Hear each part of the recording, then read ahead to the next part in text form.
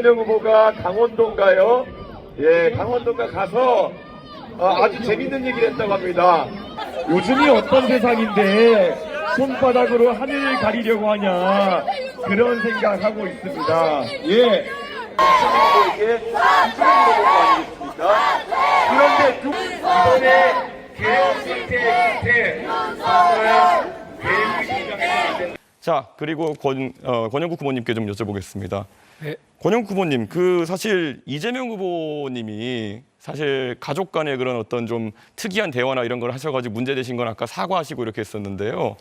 가장 또 놀라는 것이 혹시 정의당의 그러니까 민주노동당 기준으로 여쭤보고 싶은 게 만약에 어떤 사람이 여성에 대해 가지고 얘기할 때 여성의 어떤 성기나 이런 곳에 젓가락을 꽂고 싶다 이런 얘기를 했다 그러면 이거는 여성 혐오에 해당합니까? 아닙니까?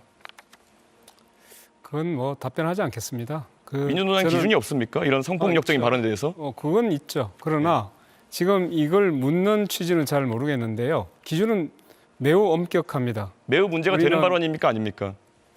우리는 당연히 이제 성적인 학대를 한다든가 이런 부분에 대해서는 누구보다 엄격하게 정하고 있습니다. 이재명 후보님 동의하십니까? 시간을 충분히 주고 질문을 하시면 좋겠어요. 동의하시는지만 답하시면 됩니다. 동의 안 하시는 겁니까? 이런 발언이 문제 있다는 것을? 시간과 규칙을 지켜서 하시면 좋죠. 네, 이준석 후보의 주도권 토론 시간 여기서 마무리됐습니다. 이어서 이재명 후보의 주도권 토론 시간입니다. 네. 어쨌든 우리 이준석 후보님은 주로는 그런 정부의 앞으로 나아갈 길, 국민의 더 나은 삶 이런 것보다는 그런 신변 잡기에 관심이 많으신 것 같은데 본인의 신변 잡기도 한번 되돌아보시기를 부탁드립니다. 그 이준석 후보가 권영국 후보한테 먼저 질의하고 이재명 후보한테 질의했던 일단 이게 이제 들으시는 분들한테 좀 죄송한데 이제 정확하게 조금 이제 뭐 사실관계는 할 필요가 있어서 제가 살면서 TV에서 여성 성기라는 표현을 직접 들을 일이 있으리라고 생각한 건 처음에 지금 약간 충격받아서. 그러니까 선거 TV 토론에서. 예. 그러니까 여성 성기 뭐 젓가락 이런 표현들이 나왔는데 좀 이게 나올 수 있는 얘기냐.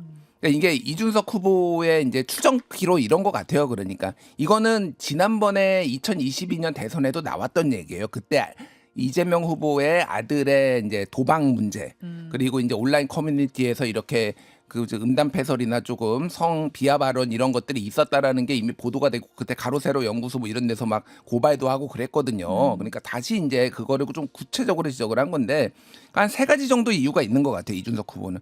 첫 번째는 나한테 맨날 저기 권영국 뭐 이재명 이런 뭐 사람들이 네. 성차별적이다. 뭐 이런 얘기를 하는데 그 전에도 토론에서 증거 대봐라 이렇게 얘기했잖아요. 네. 그러니까 이 정도는 해야지 성차별이지 내가 이런 발언 한 적 있냐. 성차별적인 거 난 성차별이라고 생각하지 않는다. 예를 들면 뭐 여성가족부 폐지도 이게 성차별이나 뭐 이런 게 아니라 이거는 효율성의 문제다. 이렇게 하면서 그거를 이제 내 발언이 강조하고 하고자 했던 게 아니냐. 첫 번째가 그거고 이제 두 번째가 소위 말하는 이제 진보 진영의 내로남불 얘기를 좀 하고 싶었던 것 같아요. 그러니까 니네 진영에서 있는 얘기는 왜 제대로 말을 못하면서 이렇게 하느냐. 너희들 내로남불이야. 세 번째가 뭐 당연히 이재명 후보의 아들 문제니까 이제 이재명 후보도 예전에 뭐 형수한테 욕설한 뭐 약간 세게 욕설한 거라든지 이런 것도 해서 그 후보가 문제야. 이 얘기를 하려고 했던 것 같아요. 그러니까 예. 추정키로. 해야 될 얘기가 있고 하지 말아야 될 얘기가 있습니다. 그러니까.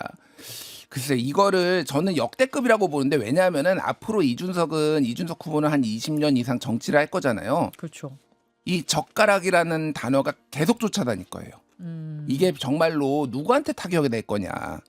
이재명한테 타격이 될 거냐. 이준석 본인한테 타격이 될 거냐.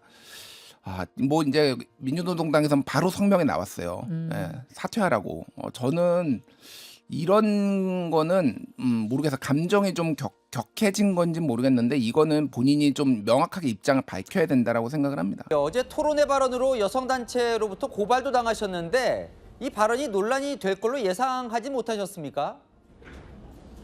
전혀 예상하지 못했습니다. 왜냐하면 뭐 다소 이제 원래 발언이 워낙 세기 때문에 아무리 제가 톤다운 한다 하더라도 어느 정도는 좀 센 발언이긴 하지만은 원래 이 말을 한 사람이 이 글을 쓴 사람이 따로 있는 상황 속에서 그것을 인용해가지고 질문한 저에게 이렇게 비난할 거란 예상 못했습니다.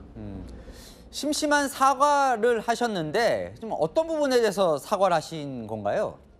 사실 원문이 워낙 이제 강하다 보니까 그것을 뭐 순화시키는 표현을 썼음에도 불구하고 거기서 다소 불쾌했을 만한 표현이 있을 지점에 대해 가지고 제가 심심한 사과를 한다 이렇게 말씀드렸습니다.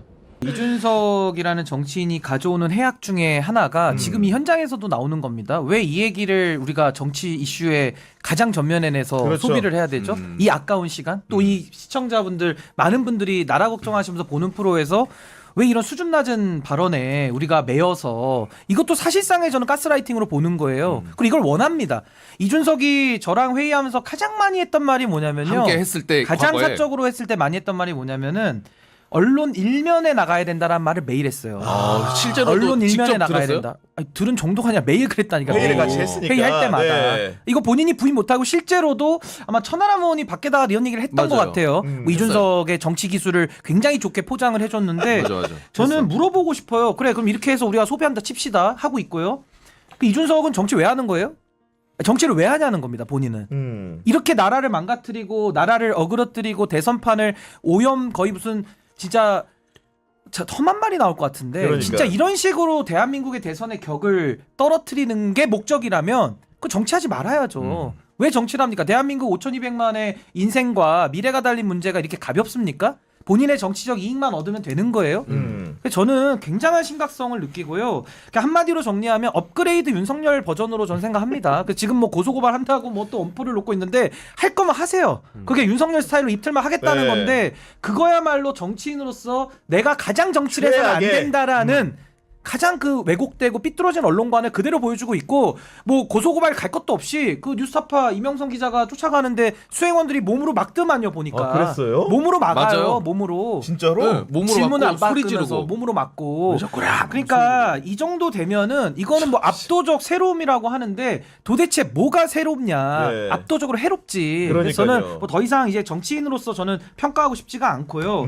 그 동안에도 이준석의 정치 행태를 지켜보면 그 작년에 총선 때도 탈당 여부 가지고 아마 기억나실 겁니다. 자기 거취를 놓고 언론을 가지고 어떻게 장사를 하냐면 오늘 보러 50%인데 앞으로 나의 탈당 가능성은 1%씩 늘어난다 이렇게 얘기하면서 51%, 53%, 57%이 언론 장난질을 끊임없이 왔어요. 총선 때도. 아이고. 근데 이번에도 단일화 가지고 하더니 이제 급기야 여성에 대한 신체 부분에 대한 입에 담을 수 없는 말을 통해 가지고 이제는 이 대선판을 완전히 그냥 네. 오물덩어리로 만들어 버렸기 때문에 저는 이 이준석의 뻔뻔함과 정말 이 비겁함에 대해서 저는 정말 우리 국민들이 이제는 더 이상 용인할 수 있는 한계를 전 넘어섰다. 그때부터 이제 저랑 이준석 의원하고 사실 좀 불편해질 수밖에 없는 거예요. 저보고 방송 다 그만두라고 하니까 제가 얼마나 황당했겠어요. 네. 그 방송을 본인이 꽂아주는 것도 아닌데. 저는 하나만 더 말씀드리면 천하용인 전당대회 할 때 저를 따로 부르더니 제가 그때 방송 고정을 한 8개 하고 있었어요. 일반 패널들은 방송 하나 두 개 쌓기가 얼마나 어렵습니까? 네. 저한테 와서 이준석 당시 전 대표가 네 방송 다 그만두고 여기 와서 문자 쏘라는 거예요. 네 방송 다 그만두래요.